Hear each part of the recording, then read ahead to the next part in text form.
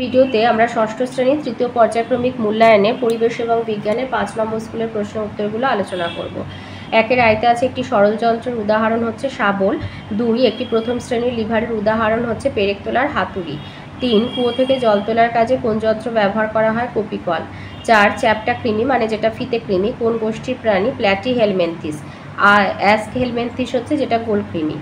৫ কোন বীজটিতে দুটি বীজপত্র থাকে? কুমড়ো। ৬ ব্যাকটেরিয়া কোন রাজ্যের জীব বলে তোমার মনে হয়? মনেরা। ৭ কোন প্রাণীর দেহে ব্লোহোল থাকে? তিমি। ৮ সি হর্স হচ্ছে এক ধরনের মাছ। ৯ কোন প্রাণীটি সমাজবদ্ধ জীব নয়? মশা। ১০ চাষের জমি থেকে কোন প্রকার বর্জ্য পদার্থ পাওয়া যায়? ডিডিটি। ১১ কোন প্রকার বর্জ্য পদার্থটিকে পুনর্ব্যবহার করা যেতে পারে? লোহার ছাঁট, মানে লোহার ছাঁটগুলোকে গলিয়ে আবার নতুন করে লোহা তৈরি করা যেতে পারে। ১২ জৈব ভঙ্গুর প্রকৃতির বর্জ্যের উদাহরণ? পচা সবজি। জৈব ভঙ্গুর মানে যেটা মাটিতে মিশে যায়। ১৩ সোডিয়াম মৌলের চিহ্ন Na। ১৪ একটি মিশ্র পদার্থের উদাহরণ? বায়ু। ১৫ Au যে চিহ্ন দ্বারা মৌলকে প্রকাশ করা হয়? গোল্ড।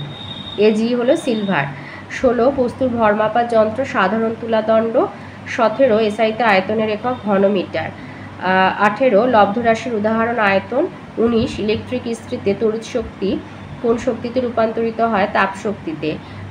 ২০ নবীকরণযোগ্য শক্তির উৎস? বায়ু শক্তি। ২১ কোনো শক্তি শৃঙ্খলে উৎপাদক হচ্ছে উদ্ভিদ। ২-এর দাগে আসি। ২-এর আয়তে দিয়েছে খাদ্য পিরামিডের প্রতিটি ধাপকে বলে পুষ্টি স্তর বা ট্রপিক লেভেল। ২ কোনো একটি চুম্বকের ক্ষেত্রে চৌম্বক শক্তি কোন শক্তিতে রূপান্তরিত হয়? যান্ত্রিক শক্তিতে। ৩ নুন জল থেকে নুন এবং জলকে আলাদা করা হয় মিশ্রণের বাষ্পীভবনের মাধ্যমে। বাষ্পীভবন করলে নুনটা তলায় পড়ে থাকবে আর জলটা বাষ্প হয়ে যায়। ৪ দুটি মৌলের পরস্পর যুক্ত হওয়ার ক্ষমতাকে বলে যোজ্যতা। ৫ উদ্ভিদের বৃদ্ধি পরিমাপ করা যন্ত্রের নাম? অক্সানোমিটার। ৬ শূন্যস্থান পূরণ দিয়েছে ভূমি ও নততলের মাঝের কোণ যত ছোট হবে নততলের সুবিধা তত বেশি হবে। ৭ যে বিন্দুকে কেন্দ্র করে কোনো লিভার অবাধে ঘুরতে পারে তাকে আলম্ব বলে।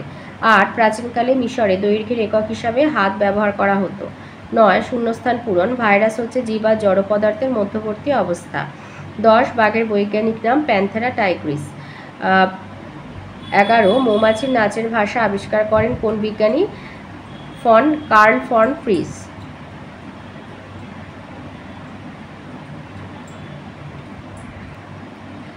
বিজ্ঞানী ফন ফ্রিস বা যে কার্ল ফন ফ্রিস আবিষ্কার করেছিলেন মৌমাছির নাচের ভাষা।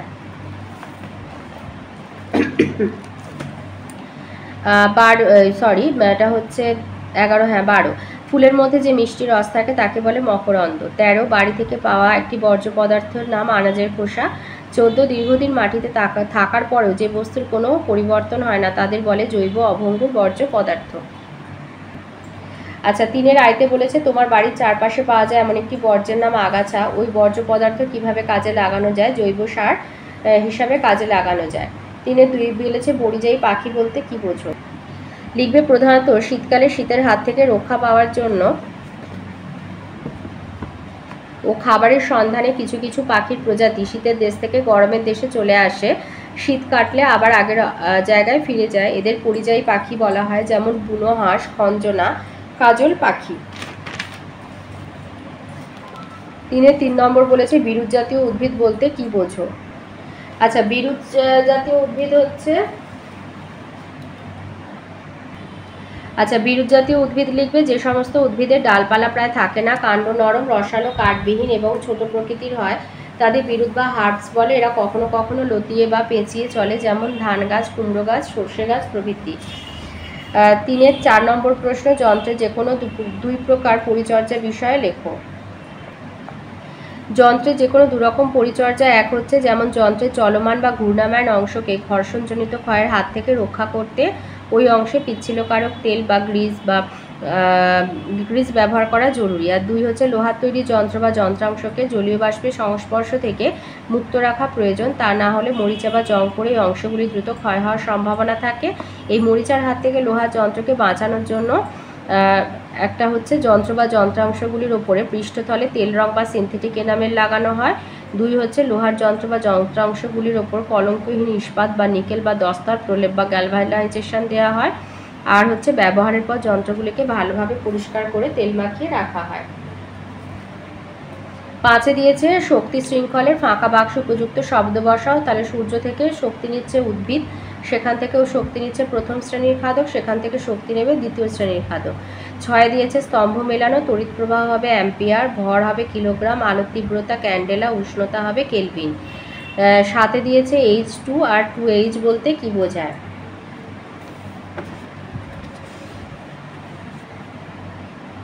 আচ্ছা, 2H বলতে দুটি পৃথক হাইড্রোজেন পরমাণুকে বোঝায়, আর H2 বলতে হাইড্রোজেনের একটি অণু বোঝায় যা দুটো হাইড্রোজেন পরমাণু নিয়ে গঠিত। তাহলে 2H বলতে দুটো পৃথক হাইড্রোজেন পরমাণুকে বোঝায়, আর H2 বলতে হাইড্রোজেনের একটা অণু বোঝায় যা দুটো হাইড্রোজেন পরমাণু নিয়ে গঠিত।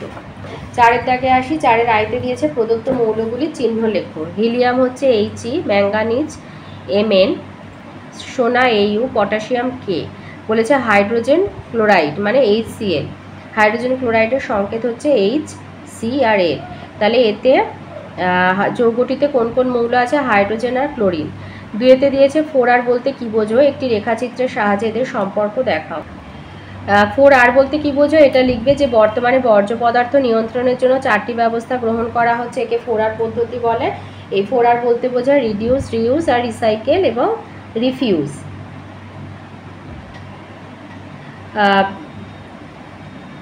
রিডিউস হচ্ছে কমিয়ে আনা, যে সমস্ত বর্জ্য পদার্থ পরিবেশে জঞ্জাল বাড়ায় সেগুলির ব্যবহার কমিয়ে আনা, যেমন প্লাস্টিক ব্যাগ, থার্মোকল, প্লাস্টিক বোতল প্রভৃতি। 2 হচ্ছে রিইউজ, কাজে লাগানো, পরিত্যক্ত বর্জ্য পদার্থকে কাজে লাগানো হয়, যেমন ধাতব বাসনপত্র, রিচার্জেবল ব্যাটারি, ফল, তরিতরকারি খোসা ইত্যাদি। ফল ও সবজির খোসা, ডিমের খোল, পচা শাকসবজি ব্যবহার করে কম্পোস্ট সার বানানো হয়। 3 পুনর্ব্যবহার করা, রিসাইকেল, ফেলে দেওয়া বর্জ্য পদার্থ থেকে আবার নতুন জিনিস তৈরি করা, যেমন প্লাস্টিক খেলনা, লোহার তৈরি বর্জ্য, কাঁচ, কাগজ, অ্যালুমিনিয়াম, স্টিল, চটের বস্তা প্রভৃতি। 4 প্রত্যাখ্যান করা, পরিবেশকে সুস্থ আর রোগমুক্ত রাখতে কিছু কিছু জিনিস আমাদের কখনোই ব্যবহার করা উচিত নয়, যেমন হচ্ছে প্লাস্টিক ব্যাগ, প্লাস্টিক প্যাকেট, প্লাস্টিকের তৈরি বোতল, থার্মোকল। আর এইটা এরকম এর ছবি লিখেছে, এটা ছবি রাখবে না, এখানে এই লেখাগুলো লিখে দিয়ে এইভাবে অ্যারো করে দেখিয়ে দেবে, এটাই হচ্ছে রেখাচিত্র হয়ে যাবে। 3 দিয়েছে মানুষের হাত কোন শ্রেণীর লিভার? মানুষের হাত হচ্ছে তৃতীয় শ্রেণীর লিভার। মানুষের হাত হলো তৃতীয় শ্রেণীর লিভার। আর এই লিভারের একটি বলেছে সরল চিত্র অঙ্কন করে বল বাঁধা আলম্ব বিন্দুর অবস্থান দেখা। এই ছবিটা এঁকে দেবে, এখানে যেরকম যেভাবে আছে ওইভাবে লিখে দেবে। 4 নম্বর প্রশ্ন দিয়েছে একটা মৌচাকে কি কি প্রকারের মৌমাছি থাকে? একটা মৌচাকে 3 প্রকারের মৌমাছি থাকে, রানী, পুরুষ আর শ্রমিক মৌমাছি। আর এই মৌমাছিদের একটি করে কাজ লেখো। একটি করে কাজ বলেছে, তো লিখবে রানীর কাজ হচ্ছে ডিম পাড়া, আর পুরুষ মৌমাছি কেবলমাত্র প্রজননে অংশ নেয়, আর শ্রমিক মৌমাছিরা রানীর সন্তান প্রতিপালন, মধু তৈরি, রানীর যত্ন, মৌচাকের সুরক্ষা প্রদান প্রভৃতি কাজ করে। 5-এ দিয়েছে বল বলতে কি বোঝায়? এসআইতে বলের একক কি? লিখবে বাইরে থেকে প্রযুক্ত যে কারণের ফলে স্থির বস্তু সচল হয় বা সচল বস্তু স্থির হয়, বা গতিশীল বস্তুর বেগের মান ও দিক পরিবর্তিত হয়, অথবা কোনো বস্তুর আকৃতি বা আয়তনের পরিবর্তন হয়, সেই কারণকে বল বলা হয়। আর এসআইতে বলের একক হচ্ছে নিউটন। 6-এ দিয়েছে 4-এর এতে বলেছে তোমার বাড়ি থেকে স্কুলের দূরত্ব 3.5 কিলোমিটার, এই দূরত্বকে মিটারে প্রকাশ করো। তো 1 কিলোমিটার সমান 1000 মিটার, তাই 3.5কে 1000 দিয়ে গুণ করে দেবে। আর যেহেতু 5 হচ্ছে একটা সংখ্যা, তার বাঁদিকে দশমিক, তাই এখান থেকে একটা শূন্য বাদ হয়ে যাবে, গিয়ে 3500 মিটার হবে। বিতে বলেছে পায়ের মান কত? 3.14 প্রায়।